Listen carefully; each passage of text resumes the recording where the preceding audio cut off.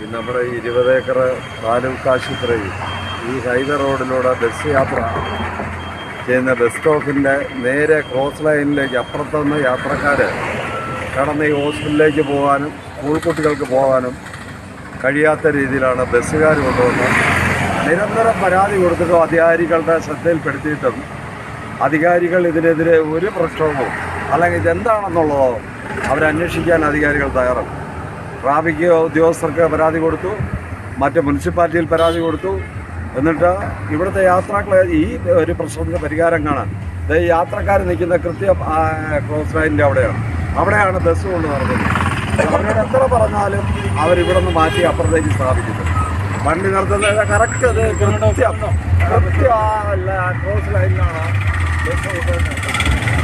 അപ്പോൾ അപ്പുറത്തൊരു യാത്രക്കാർ ഇറങ്ങുന്നുണ്ടാകും, അപ്പുറത്തൊരു വണ്ടിയിൽ നിന്ന് ആൾ ഇറങ്ങിയാൽ എങ്ങനെ